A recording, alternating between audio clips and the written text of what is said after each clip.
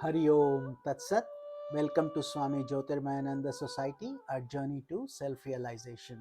Please subscribe for the mystical meanings and to enjoy daily satsang. We are currently exploring the scripture Srimad Bhagavad Gita, commentaries by Swami Jyotirmayananda Maharaj, narrated by myself, Swami Nikhilananda, and we are currently on chapter number 11, also known as Vishwarupa Darshan Yog, the cosmic form of God.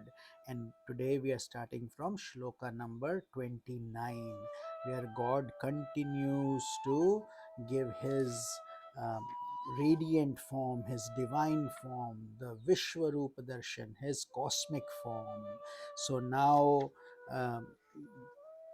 Sanjay is narrating the experiences of seeing the cosmic form of God to Dhritarashtra, the blind king, and Arjuna also has been narrating this to directly to Lord Krishna regarding how he is feeling. So श्लोक 29 यथा प्रतीप्तं ज्वलनं पतंगा विशन्ति नाशाय समृद्धवेगाः तथैव नाशाय विशन्ति लोका स्तवापि वक्त्राणि समृद्धवेगाः. Just as moths rush into blazing fires to be consumed to ashes, in the same way, these men are rushing swiftly into your mouths to be destroyed. This is Arjuna's experience of the cosmic form. As we were discussing, God comes in many variations: good, bad, terrifying, radiant, gentle, compassionate. Life and death alternate in our lives, and all those come under God's umbrella. So, here, where there is soon going to be death and destruction because they are on the battlefield with both the armies facing each other, he is already seeing the future. Lord, by his divine vision, has shown Arjuna that all things are destined, and he is getting to see that vision of all these generals and people being rushed into God's mouth as if moths are running to the light. श्लोक 30 लेलिह्यसे ग्रसमानः समन्ता लोकान् समग्रान् वदनैर्ज्वलन्भिः तेजोभिरापूर्य जगत्समग्रं भासत्ववोग्राः प्रतपन्ति विष्णो. You are devouring all the worlds by your blazing mouths, and you are licking them up in enjoyments. Your terrible effulgence is scorching the entire world with its fierce rays. So Arjuna is terrified. God doesn't have just one mouth or one face like you and you and me. He has countless faces, as he is represented in everything in this cosmic form. So, where he is seeing all this, Arjuna is getting, his mouth is getting parched, and he is feeling very afraid. He has not seen that form. He didn't expect to see that form of God when he asked for the cosmic vision, but God is full of compassion. Therefore, he is opening our eyes to the absolute truth. We want the real truth, the undiluted truth, not just what sounds pleasing. So, Shloka number 31 Akhyahi me ko bhavanagrarupo Namo te devavar prasida Vigyatumichhami bhavantamadhyam Nahi prajanami tav pravrittim. O Supreme God, please tell me who you are, so fierce in form. Adorations to you. May you have mercy on me. I want to know your nature. What is the origin of all beings, primal beings? I do not know your purpose. So Arjuna now is admitting that God's form is extremely fierce. Even a warrior like Arjuna is frightened. So he's asking God to have mercy on him, have compassion on him, and he wants to know the purpose of his being. This is the most important question. Many of us, those who are on the path of aspiration and liberation and seriously working towards it, should ask ourselves daily, what is the person of my being? What is the reason? Who am I? Where will I go after I um, pass away? All these questions are profoundly deep, and Arjuna is asking the same thing, that where have I come from, O God? What is this origin, and what is your purpose by creating this creation?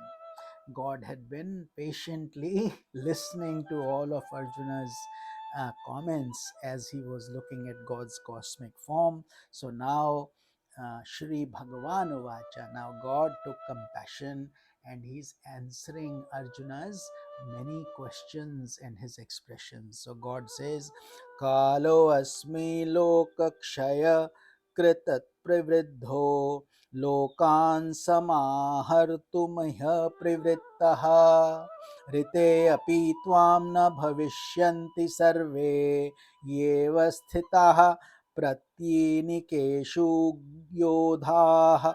Bhagavan Krishna said, I am the mighty world destroying time spirit, engaged how and now in the destruction of the worlds.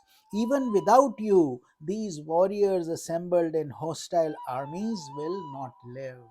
Very profound shloka, because Arjuna was thinking he is the cause, that he won't fight, then the problem will be over. Here, God is saying very clearly, oh Arjuna, don't be under that impression that if you don't fight, the war will not go on.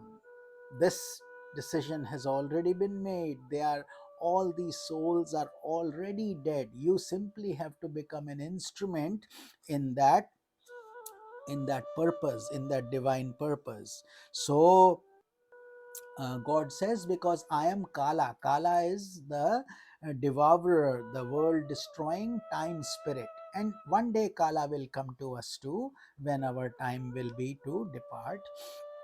And death, the god of death, is also known as Dharmaraj, one of God's form. And it is full of mercy and compassion. So there is no need to be afraid of death. It's just a change in another form of our existence. Just like from a baby body we grow up into a child's body, then a youth, then middle age, then old age, etc. So shloka number 33, God continues, तस्मात् त्वमुत्तिष्ठ यशो लभस्व जित्वा शत्रुन् भुङ्गश्व राज्यं समृद्धम् मय्येवैते निहताः पूर्वमेव निमित्तमात्रं भव सव्यसाचिन्. Therefore, O Arjuna, stand up and obtain fame, conquer the enemies, attain victory, and enjoy the prosperous kingdom. I have already killed them. Therefore, become a mere instrument in my hands for causing this destruction. This is a very profound shloka that we must pay attention to. Of course, all shlokas are profound, but this one here, God is saying, you cannot shirk your responsibilities. You cannot walk away from the tasks that seem difficult or hard, that you don't feel like doing. You have to do them regardless. Like Arjuna is trying to get away from fighting, and here God is saying it has already been done. So by me, become my instrument and do this. So whatever work we do, we should dedicate it to God as being divine instruments in his project.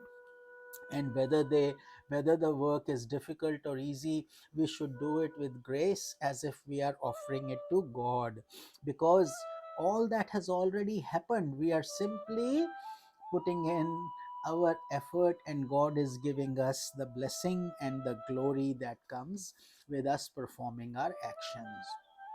So therefore, Gita teaches us to never shirk our responsibilities, always do our duty. Shloka number 34. द्रोणं च भीष्मं च जयद्रथं च कर्णं तथान्यानपि योधवीरान् मया हतांस्त्वं जहिमा व्यथिष्ठा युध्यस्व जेतासि रणे स्पत्रान्. Destroy Drona, Bhishma, Jayadratha, Karna, and other brave warriors who have already been killed by me. So God is again giving Arjuna direction based on he has already shown the future to Arjuna. He has already seen those warriors going into God's mouth. Now God is bringing him into the present to say, okay, now it's your turn to do your duty, to fight with these people, all these generals and people who are standing here to do the battle. Do not be terrified by fear, fight. So Mashucha, the whole Gita is about eliminating fear, eliminating attachments. A lot of times fear comes in, grief comes in. So God is saying there is no reason to grieve. You have within you myself, God particle. God says, I reside in you. So why are you afraid? You are bound to attain victory in this battle.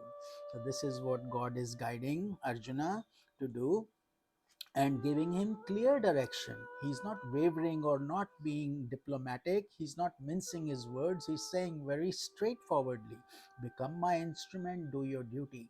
Now, people who are blessed, who are aspirants, they understand this and their life changes. Those who are always arguing, asking questions, why should I do this, why does this happen, why does that happen, they will also one day get to this point, but their journey will be a bit longer. They have to go through their learning experiences first. Just like a child grows up, it takes time. Much in the same way, all the souls ultimately have to merge into God. All the rivers ultimately have to merge into the ocean. There is no other way. So, while those of us who are sincerely following the Gita are truly blessed. So, we conclude our satsang for today. We will continue this journey in tomorrow's satsang. Hari Om Tat Sat.